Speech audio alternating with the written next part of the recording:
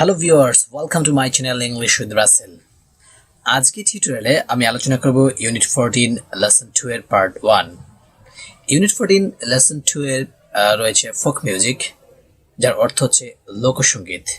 এই ফোক মিউজিকের প্রথম অংশ আজকে আলোচনা করব, তো চলুন শুরু করছি। ফোক মিউজিক কনসিস্ট অফ, এই কনসিস্ট অফ অর্থ হচ্ছে গঠিত হওয়া, এবং এরপরে এই কনসিস্টের পরে সবসময় অ্যাপ্রোপ্রিয়েট প্রিপোজিশন অফ ব্যবহৃত হয়। ফোক মিউজিক কনসিস্ট অফ, লোকসঙ্গীত গঠিত হয় সংস and music of a community, বলছে যে সঙ্গীত এবং গান অফ আ কমিউনিটি, একটি সম্প্রদায়ের গান এবং সঙ্গীত নিয়ে লোকসঙ্গীত গঠিত হয়। দ্যাট আর আনইনফ্লুয়েন্সড, দ্যাট যেগুলো নাকি এই যে মিউজিক এবং সং নাকি যে দ্যাট আর আনইনফ্লুয়েন্স, যেগুলো প্রভাব মুক্ত থাকে, হ্যাঁ, বাই এনি সফিস্টিকেটেড, যে কোনো ধরনের সফিস্টিকেটেড মানে হচ্ছে মার্জিত মিউজিক্যাল রুলস, যে সঙ্গীতের নিয়ম নীতি রয়েছে, নিয়মকানুন রয়েছে, সে ধরনের নিয়ম নীতি থেকে, ওর এনি স্ট্যান্ডার্ড মিউজিক স্টাইল, অথবা কোনো আদর্শ সঙ্গীত শৈলী দ্বারা। বলছে ফোক মিউজিক হচ্ছে, হ্যাঁ, ফোক মিউজিক গঠিত হয় এমন কিছু সঙ্গীত এবং গান দ্বারা, বা একটি সম্প্রদায়ের যে সঙ্গীত এবং গানগুলি কোনো মার্জিত সঙ্গীতের নিয়মকানুন অথবা কোনো আদর্শ সঙ্গীত শৈলী দ্বারা নিয়ন্ত্রিত হয় না বা প্রভাবিত হয় না। বাংলাদেশ হ্যাজ আ হেরিটেজ, বাংলাদেশের আছে, হ্যাজ এখানে আছে অর্থে হ্যাভ ভার্ব হিসেবে ব্যবহৃত হয়েছে। বাংলাদেশ হ্যাজ আ হেরিটেজ, বাংলাদেশে একটি ঐতিহ্য রয়েছে অফ রিচ ফোক মিউজিক, সমৃদ্ধ লোকসঙ্গীতের, হুইচ ইনক্লুডস, যেগুলির মধ্যে অন্তর্ভুক্ত রয়েছে, হুইচ ইনক্লুডস অন্তর্ভুক্ত রয়েছে বোথ, উভয়, রিলিজিয়াস অ্যান্ড সেকুলার সংস, ধর্ম সংক্রান্ত অথবা ধর্ম নিরপেক্ষ গান। এই বোথ ডট ডট অ্যান্ড মানে উভয় অর্থে আসে, উভয়ে কি ধর্মীয় অ্যান্ড সেকুলার সংস, ধর্মীয় এবং ধর্ম নিরপেক্ষ গান। Folk music may be described, এখানে এই সেন্টেন্সটি মডাল ভার্বযুক্ত প্যাসিভ করা হয়েছে, মেয়ের পরে বি বসে বারবার পাস্ট প্রেসিভ করা হচ্ছে।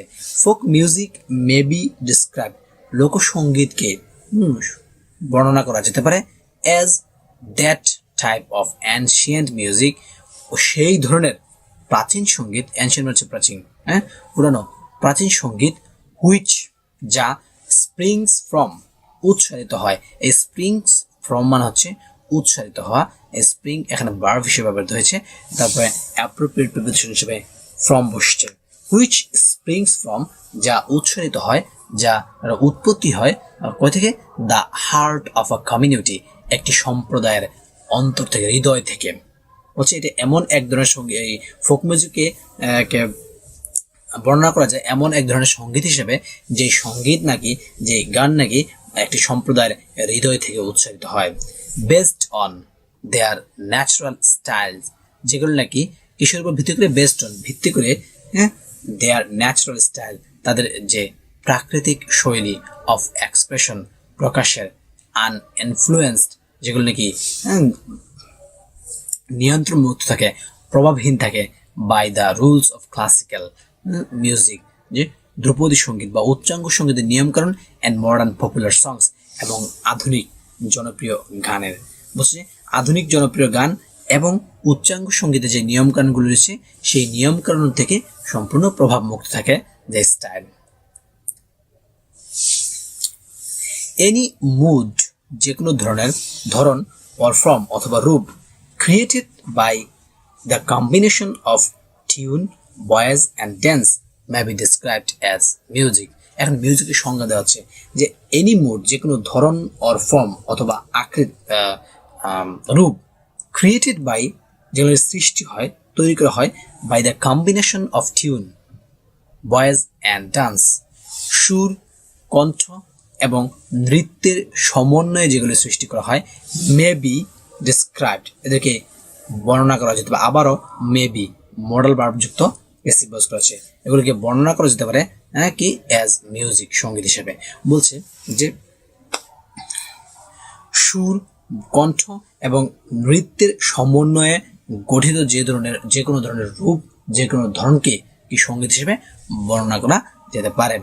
দাস এভাবে the combination of folk song, এভাবে যে কম্বিনেশন অফ ফোক সং, লোকসঙ্গীতের যে সমন্বয়, ফোক ডান্স, লোক নৃত্যের যে সমন্বয়, and folk tune may be called folk music. তাহলে এইভাবে বলা যাচ্ছে যেহেতু যে কোনো সুর, কণ্ঠ এবং যে ডান্স এর সমন্বয়ে সৃষ্টি কোনো রূপ, কোনো ধরনকে সঙ্গীত বলা যায়, সেই হিসাবে বলছে যে the combination of folk song, folk dance and folk tune. হ্যাঁ, বললো যে লোকসঙ্গীত, লোক ডান্স এবং লোক সুরের যে সমন্বয়, সেটাকে বলা যেতে পারে লোকসঙ্গীত, ফোক মিউজিক। ফর এক্সাম্পল, উদাহরণস্বরূপ বলা যায় Baul songs are a combination of tune, music and dance. উদাহরণস্বরূপ বলা যায় বাউল সঙ্গীতগুলি হচ্ছে একে সুর, সঙ্গীত এবং নৃত্যের একটি সমন্বয়। Folk music has the following characteristics. Folk music has, এটা প্রেজেন্ট ইনডিফিনিটিভ হ্যাভ ভার্ব যুক্ত করা হয়েছে। ফোক মিউজিক হ্যাভ, লোকসঙ্গীতের আছে দ্য ফলোয়িং, নিচের, ফলোয়িং মানে নিচের, ক্যারেক্টারিস্টিক্স, বৈশিষ্ট্যসমূহ, যে লোকসঙ্গীতের নিচের বৈশিষ্ট্যসমূহ রয়েছে। এক নম্বর হচ্ছে ইট ইজ কম্পোজড। কম্পোজ মানে হচ্ছে রচিত হওয়া বা রচনা করা। ইট ইজ কম্পোজড, রচিত হয় বাই রুরাল ফোক, গ্রাম্য লোকজনের দ্বারা, অন দ্য বেসিস অফ, ভিত্তি করে, অন দ্য বেসিস অফ, ভিত্তিতে, অ্যানশিয়েন্ট রুলস ট্রান্সমিটেড ওরালি, যে প্রাচীন নিয়ম অনুযায়ী, নিয়মের উপর ভিত্তি করে এগুলি গ্রাম্য লোক দ্বারা রচিত হয়। ট্রান্সমিটেড ওরালি, ট্রান্সমিটেড প্রচলিত হওয়া, যেগুলো নাকি মৌখিকভাবে প্রচলিত থাকে। এখানে এই ফোক মানে হচ্ছে ব্যক্তি, মানুষ, কিন্তু এরপরে মিউজিক থাকলে ফোক মিউজিক মানে লোকসঙ্গীত, বাট এখানে রুরাল ফোক মানে হচ্ছে গ্রাম্য লোকজন, যে এগুলি কিসের উপর, প্রাচীন নিয়মের উপর, প্রাচীন শৈলীর উপর ভিত্তি করে গ্রামীণ লোকজন দ্বারা এগুলি রচিত হয় এবং এগুলি মৌখিকভাবে ট্রান্সমিটেড ওরালি, মৌখিকভাবে প্রচলিত হয়। 2 means 2 these ancient rules of music, এই ধরনের যে প্রাচীন নিয়মকানুন রয়েছে অফ মিউজিক, সঙ্গীতের, হ্যাভ নট বিন ইনফ্লুয়েন্সড, এগুলি প্রভাবিত হয় না by classical or modern music, উচ্চাঙ্গ অথবা আধুনিক সঙ্গীতের দ্বারা এগুলি নিয়ন্ত্রিত ধরে, এগুলি প্রভাবিত হয় না। Folk songs may be sung, আবার এখানে মডেল ভাবে যুক্ত প্যাসিভ ভয়েস করা আছে। Folk songs may be sung, এগুলিকে গাওয়া হতে পারে ইন গ্রুপস, দলীয়ভাবে, ওর ইন্ডিভিজুয়ালি, অথবা স্বতন্ত্রভাবে, মানে আলাদা আলাদা ব্যক্তিগতভাবে গাওয়া হতে পারে। Number 4, no regular practice is required. No regular practice is required, দরকার, কোনো নিয়মিত প্র্যাকটিসের প্রয়োজন হয় না ফর ফোক মিউজিক, লোকসঙ্গীতের জন্য, মানে লোকসঙ্গীত গাইতে গেলে কোনো নিয়মিত প্র্যাকটিসের প্রয়োজন হয় না। Number 5, it is composed and performed, এটা রচিত হয় এবং এগুলি গাওয়া হয়। পারফর্ম মানে কোনো কাজ সম্পাদন করা, এখানে যেহেতু সঙ্গীতের কথা আসছে তাই গাওয়া। It is composed and performed, এটা রচিত হয় এবং গাওয়া হয় বাই লিটারেট, অশিক্ষিত, নিরক্ষর, ওয়ার সেমি লিটারেট অথবা অর্ধশিক্ষিত পিপল, লোকজন দ্বারা। বলছে এই গানগুলি, এগুলি রচিত হয় এবং গাওয়া হয় একবারে অশিক্ষিত অথবা অর্ধশিক্ষিত লোকজন কর্তৃক। Number 6, it is a spontaneous expression. Spontaneous মানে হচ্ছে স্বতঃস্ফূর্ত, মানে যেটা ভিতর থেকে আসে প্রাকৃতিকভাবে, যার মধ্যে কোনো আর্টিফিশিয়ালিটি নেই। তাহলে ইট ইজ স্পন্টেনিয়াস এক্সপ্রেশন, এটা হচ্ছে স্বতঃস্ফূর্ত প্রকাশ, ইন ইজি ল্যাঙ্গুয়েজ, একটি সহজ ভাষায়, লোকাল ডায়ালেক্ট, স্থানীয় বা আঞ্চলিক শব্দে, অ্যান্ড মিউজিক, সিম্পল টিউন, এবং সহজ সুরে। এটা হচ্ছে সহজ সুর, এই সহজ ভাষা, আঞ্চলিক শব্দ এবং সহজ সুরে, এটা একটি সহজাত একটি প্রকাশ। বোথ ওয়ার্ডস অ্যান্ড টিউন, আবার বলা হচ্ছে বোথ ডট ডট অ্যান্ড, মানে উভয় অর্থে আসছে। বোথ ওয়ার্ডস অ্যান্ড টিউন, শব্দ এবং সুর উভয়ই, আর অ্যাপেলিং, মর্মস্পর্শী, মানে এই লোকসঙ্গীতের গানের যে শব্দ এবং সুর, এগুলি উভয়ই হচ্ছে, এগুলি দুটাই মানুষের মনকে ছুঁয়ে যায়, মর্মকে ছুঁয়ে যায়, তাই এগুলো মানে মর্মস্পর্শী, মানে খুবই moving.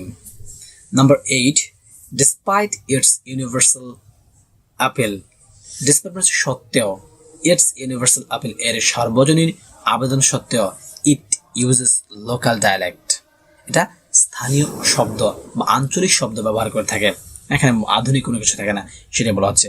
It depends upon nature and the rural environment, এখানে depends এরপরে অ্যাপ্রোপ্রিয়েট প্রিপোজিশন হিসেবে হয় অন বসবে নতুবা আপন বসবে। ইট ডিপেন্ডস অন, এটা নির্ভর করে নেচার প্রকৃতির উপর অ্যান্ড দ্য রুরাল এনভায়রনমেন্ট এবং গ্রাম্য পরিবেশের উপর।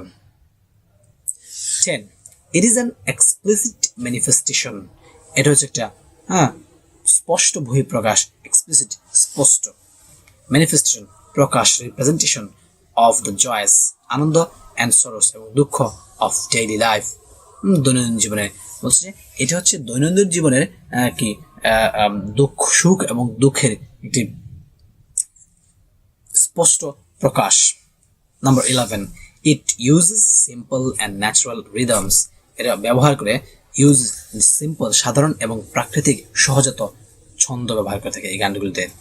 ইট কন্টেন্স 12 রয়েছে, it contains a strong emotive expression, it contains এটা এতে রয়েছে মানে ধারণ করে মানে এই গানে রয়েছে আ স্ট্রং শক্তিশালী ইমোটিভ আবেগগত এক্সপ্রেশন প্রকাশ অফ হিউম্যান লাভ মানুষের ভালোবাসা অ্যান্ড সেপারেশন এবং বিচ্ছেদ। বলছে এই গানের মধ্যে মানুষের যে শক্তিশালী আবেগ, এর মানুষের ভালোবাসা এবং বিচ্ছেদের যে আবেগ সেটা এর মধ্যে ধারণ করে, এই গানের মধ্যে ধারণ করা হয়।